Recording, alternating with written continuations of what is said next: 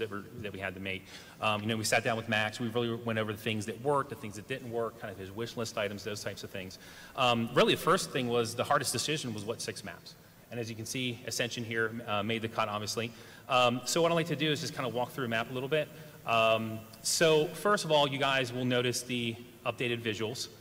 Now, I'm going to talk to the visuals just for a little bit as it relates to design, and then we'll kind of get into some of the wish list items and some of the other stuff that kind of was the results of the feedback that we got from talking with Max, as well as just all the research and everything that we do, listen to the community and listen to the fans.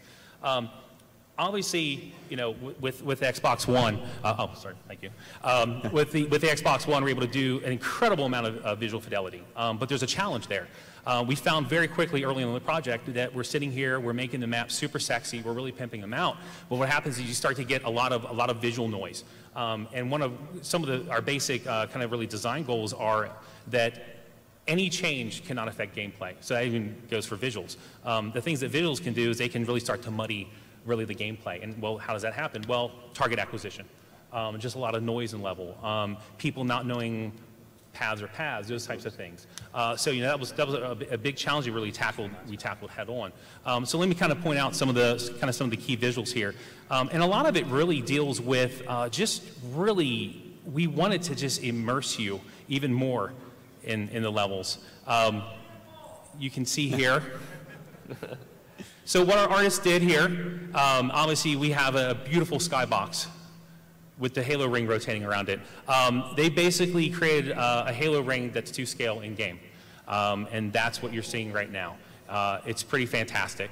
Can you drop down there and run around? Yeah. So show us, prove it.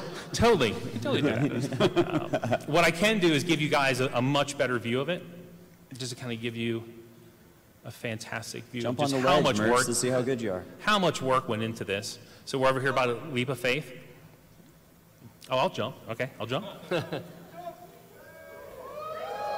Nice. And you just don't really realize just how incredible the visuals are until you. Oh. So.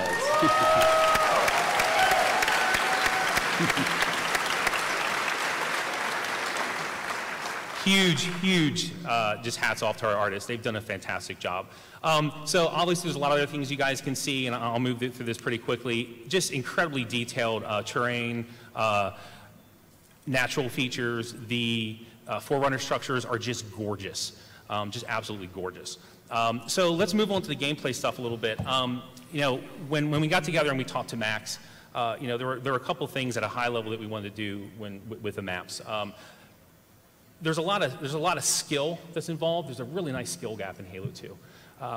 And people love to know the trick jumps, to know these different paths, to do this type of stuff. So what we really tried to make sure was that we maintained those. That was really important, that we maintain all the skill jumps from in the original maps. In addition, we wanted to add more. So you know, all your classic skill jumps and those types of things will be in the map, including some additional skill jumps. Now this is a pretty standard one. And then just really small things, because really the most important thing here is that every single change, no matter how small, has got to add to the gameplay. It has absolutely got to add to the gameplay. Every single thing that we did to the game had to be a home run. Anything that was 50-50, anything that was kind of like, meh, no, cut. Everything had to move the game forward. So just simple things like this. For those of you that are familiar with the sniper rifle platform here, so you know you could drop down here before, right? Well, what we wanted to do was for skilled players, they can get up here from another route. So we've seen a lot of really, truly skilled players actually jump up that path, flank their opponent, and it's just fantastic. It's just really subtle things like that have really added a lot to the game. I'm going to go through here and show you guys a couple other really important paths that we have changed. Because we know everyone really wants to see the map. You kind of see all the changes that we've done. So I'm really excited to kind of show you guys that stuff. So here's the Banshee platform. Again, fantastic view of the vista. So something that really kind of came out of the feedback with Max when we were talking about the map was the Skybridge does not really get used a lot for obvious reasons. It's really kind of one big circular loop, travel loop. There's not a lot of cover. So, and when you're out there in the middle of the Skybridge, your options are really limited. You can't really bail out very easily. So what we thought we'd do is we thought we'd do a couple of really subtle things. So everyone always thought that the connection here was kind of awkward. So what this did is we added some additional space here, we did some modifications, and it just played fantastic. People like the additional space to fight. They like being able to approach the Banshee platform in a different way. And then most importantly, one reason that people really didn't use the Sky Bridge a lot was they would get sniped from Big Tower, and that's fine. And what's really important about all these changes is that we've got to maintain the original spirit of the map. The original gameplay of the map, the original spirit of the map. The map, Halo 2 in general, and this map in particular, is really about the zone control, about controlling the big tower, about controlling the small tower. So we don't want to take that away from players, but we want to give the other players a chance to counter the people that hold these power positions. So you can see we've added some additional cover while running along here from the big tower. And then really one of the biggest changes is we added this entire center kind of platform structure here. And it's fantastic. People really get a chance to kind of fight in here. It gives them a lot more tactical advantages or tactical strategies that they can do. And then, of course, this was originally an original skill jump. And, of course, I botched it. That's how you can tell it's a live build, when the lead designer is not paying attention and botches a skill jump, and I'll probably hear about that from QA on Monday. So what we did is we made this skill jump a little easier, but what's great is we noticed the more skillful players are now able to do this jump backwards. They're able to do all this type of stuff. So we haven't taken anything away, and we've added stuff, especially for your less skilled players or your more casual players.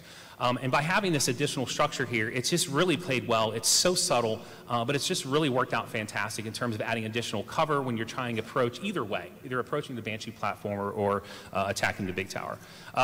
There's a lot of other changes that we did. For instance, there weren't not a lot of long-range weapons around this area. We added a Covenant carbine here. It gives you a little bit to counter the BRs and the sniper rifle. Let me go up here to the big tower. So I think really one of the biggest things that we identified in this map, when talking with everyone, getting feedback, with talking with Max, is just the dominance of long-range combat in this level. So there's a number of things that we tried to do to kind of help along with this. We adjusted spawns, we added additional cover. I think one of the biggest changes, though, and the thing that I'm most excited about, is we've really tried to add a lot of dynamic elements into the maps.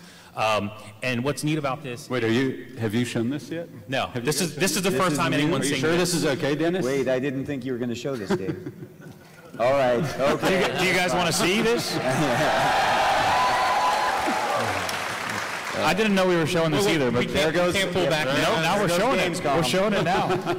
So, when talking with Max, one of the wish listings for Max, and Max can verify this, is he wished that they had done. He wished that they had done a lot of the more dynamic stuff, like in Zanzibar. The bridges, the wheel, those types of things. Those people find those things exciting.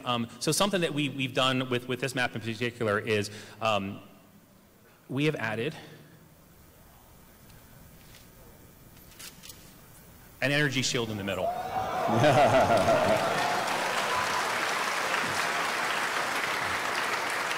Throw a grenade. So not only is it gorgeous, it blocks gunfire, it blocks projectiles, and what's really fantastic about this is, well, when you get into kind of Koth in the middle of this map, it gets insane. I mean, it's like Thunderdome inside there.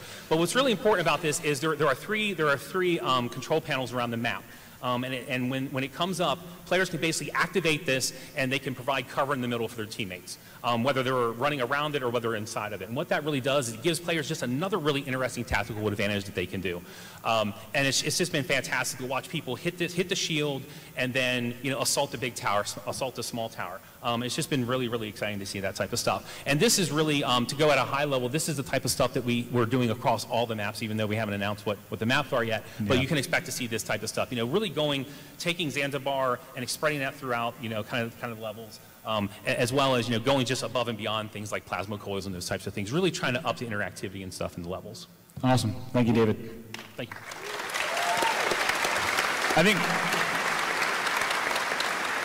I think I'd love to go right from there, talking about how important it is maintaining, everything about the core Halo 2 experience. I'd love to get right into talking about the sandbox and how you did that with the